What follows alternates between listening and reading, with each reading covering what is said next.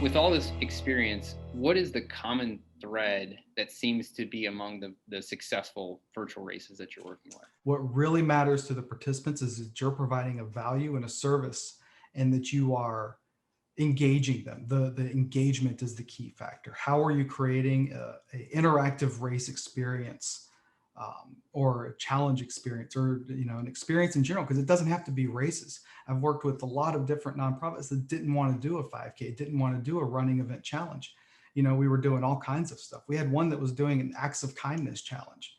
People would submit an act of kindness they did each day, and that was all done on the RunSignup platform. But it was a unique opportunity, a new unique way to use the platform and the tools available to engage.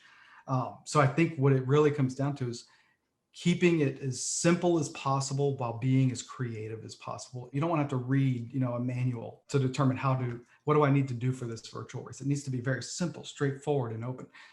The one with acts of kindness was simply do an act of kindness each day, log on, put it in, and log in, and submit it, and do it each day for 7 days. So And that let's was it. drill into that acts of kindness, because we've actually internally talked about that last year as potentially an idea for a nonprofit. Mhm. Did that drive any donations? Was it It, a paid challenge or was it free? it was a paid challenge, and it was all the proceeds were going to the nonprofit. Um, then they purchased. They had their own vendor for shirts, but they needed help with fulfillment, so they ordered the shirts from their vendor, had them shipped to me, and then I did the individual fulfillment shipping out to each participant.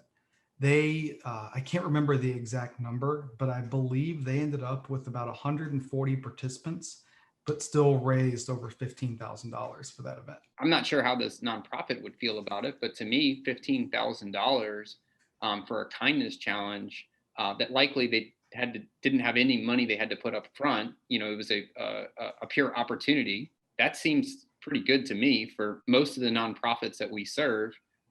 If we can come up with some way to generate revenue without any upfront commitment, that's an incredible opportunity, I think. When I put this together, it was for the people, specifically the smaller organizations. It can be expanded, obviously, to larger, but it's a no lose scenario up front. You If got to you put your can't, time in, but you yeah, have it's to just a put your little time bit, into something anyways. and it's not even that much time, even necessarily. It's a few hours. And you can have something set up, ready to go, push it out to your email list and your social media pages. See what happens. Maybe you get some traction. Then maybe you get a little bit of traction. Okay, let's put a little bit of money into it. Okay, let's see if I get some partners or some sponsors so we can do some cross promotion, things like that. Some of that free marketing that you can get out of it. It's starting small, getting in, checking it out, and building from there. It's not difficult. Like I said, a couple of hours is, I think, what this particular nonprofit spent developing their challenge and putting together the page and everything after we talked.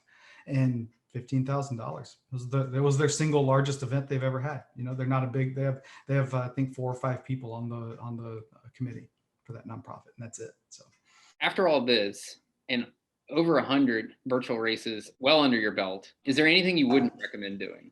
I stay away from simple 5Ks now, honestly, unless you have a very unique story or way that you're going to sell this event. Stay away from the simple 5Ks, 10Ks, half marathons. So there's so many different tools available to get a little more creative with it. Create a 100-mile challenge, create a walk every day challenge. Explain to these nonprofits it's not always just a virtual race. It can be a virtual event. Your main recommendation is do not work inside of some preconceived box. Right. Don't silo yourself to what is a standard event that you would go do on a Saturday morning. This is not a Saturday morning event. This can be a year-long challenge with many challenges broken up into it and different giveaways and things like that. If you want to try a little smaller, try a 1-month challenge, with a weekly mini challenge inside of it. So here's kind of the burning question for a lot of people is, are you still seeing success with virtual races and challenges? Yes. Virtual races were around well before the pandemic. They really hit their stride during the pandemic because there was nothing else going on.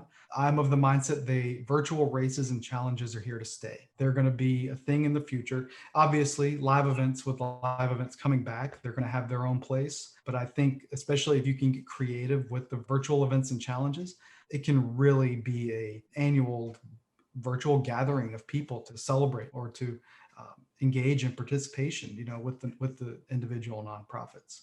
Welcome to Fundraising Events. During each episode, we're going to chat with an influencer in the event industry who's been instrumental in helping nonprofits raise more funds. Our goal is to help share helpful tips, tricks, and stories that will empower you to raise more with your future events. I'm Brian Jenkins, and I want to welcome Tony Sapp. Thank you. Thanks for having me on.